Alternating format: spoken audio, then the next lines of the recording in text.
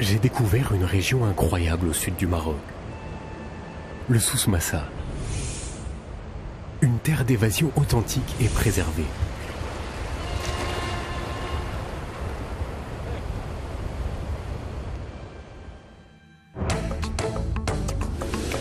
Mon voyage commence à Agadir, l'une des plus belles baies du monde. En longeant la côte vers le nord, je découvre les plages magnifiques qui se prêtent à de nombreuses activités.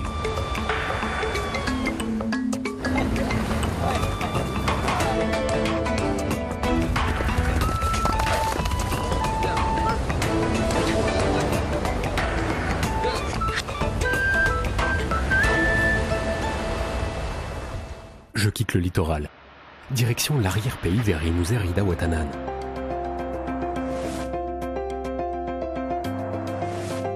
En quelques minutes, le décor change. La route s'élève et s'enfonce vers une vallée enchanteresse qui me dévoile tous ses trésors. Palmeraies, cascades,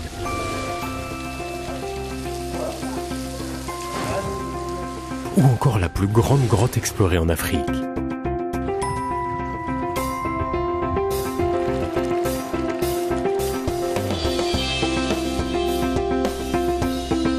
En plus d'un environnement naturel exceptionnel, la région abrite un patrimoine étonnant, comme le plus grand et le plus vieux rucher artisanal au monde.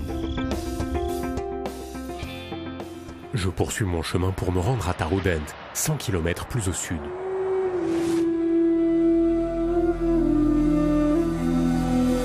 Sur la route, je traverse des champs d'arganiers. J'apprends que la région est une large réserve de biosphère de l'arganeraie classée patrimoine mondial par l'UNESCO et haut lieu du tourisme durable et responsable.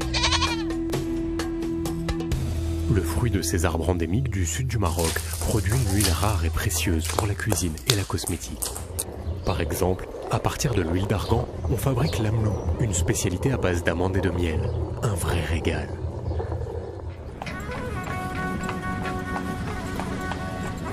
Me voici à Taroudant, surnommée la petite Marrakech. Derrière ces remparts majestueux se cache une petite ville charmante aux souks animés. Non loin d'ici, je découvre à Dodane la palmeraie de Tiout et sa casbah, avec ses palmiers dattiers qui s'étendent à perte de vue. En continuant vers le sud, j'arrive à Tata.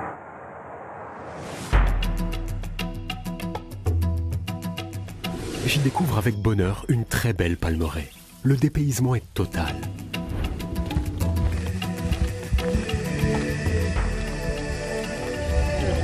La région offre des circuits de randonnée au cœur d'une nature sauvage.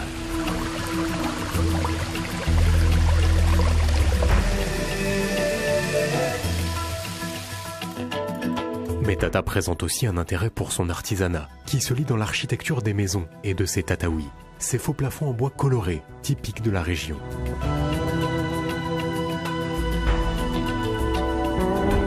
Je reste admiratif devant la qualité des poteries artisanales fabriquées selon des procédés traditionnels.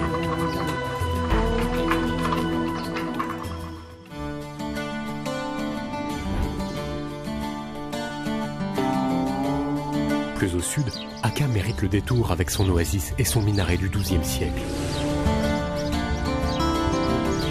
Akka a d'autres trésors à dévoiler, des gravures rupestres fascinantes et parfaitement préservées. Ou encore une citadelle majestueuse qui se dresse sur le bord d'une falaise rocheuse. J'y suis accueilli chaleureusement. Le mot hospitalité prend ici tout son sens. Je m'enfonce toujours plus loin dans ce désert de pierre en direction de Tissint. Je suis au bout du monde. Les paysages sont à couper le souffle. Après des kilomètres de piste, je découvre un campement hors du temps. Je me laisse emporter par les rythmes envoûtants de la musique arrouache. Une expérience inoubliable.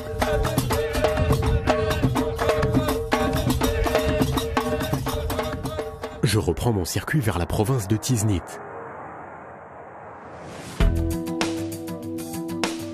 La route serpente le long d'une vallée verdoyante. Sur les flancs de montagne, des maisons ocre s'accrochent à la roche.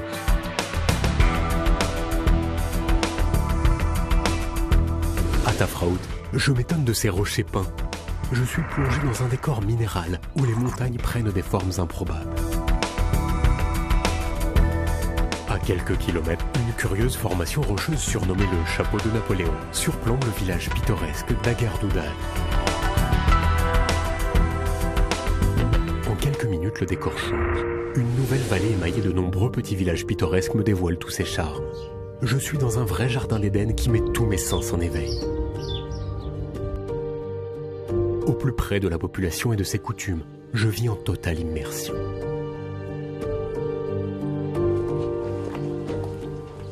Les femmes cuisinent un délicieux pain aux amandes selon des recettes séculaires.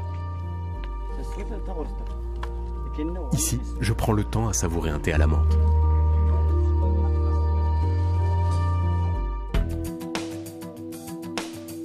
Je quitte Tafraout en direction de Tiznit, qui m'enchante avec sa médina ceinturée de remparts datant de la fin du 19e siècle. Ici, des artisans confectionnent les plus beaux bijoux en argent du Maroc.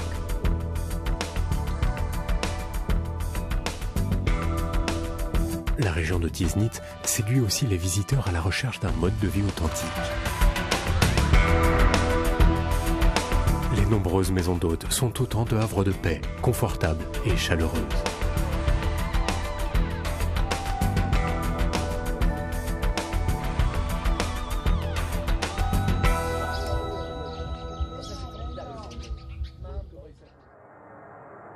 Je remonte vers le nord, vers la province de Shtuka Idba.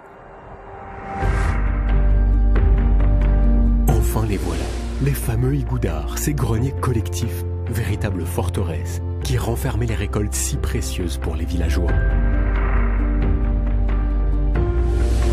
Parmi ces greniers, Tizurgan est un joyau d'architecture du XIIIe siècle, niché sur les hauteurs d'un promontoire rocheux. Un vrai coup de cœur.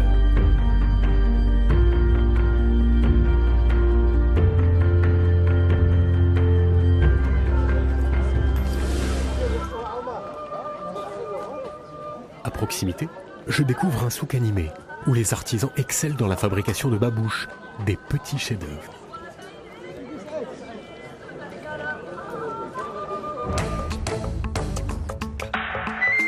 En longeant le littoral vers le nord par la Nationale 1, je me rends à Inesgan.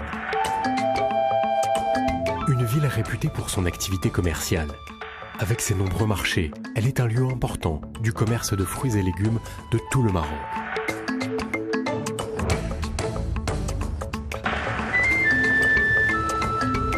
À quelques kilomètres vers la côte, s'ouvrent les portes d'un parc naturel classé, un site protégé, petit paradis naturel pour une faune riche et sauvage. Mon périple se termine sur l'Oued Massa, qui se jette sur l'Atlantique et ses plages vierges. Je repense déjà au prochain voyage au cœur de cette région incroyable, le Souss Massa.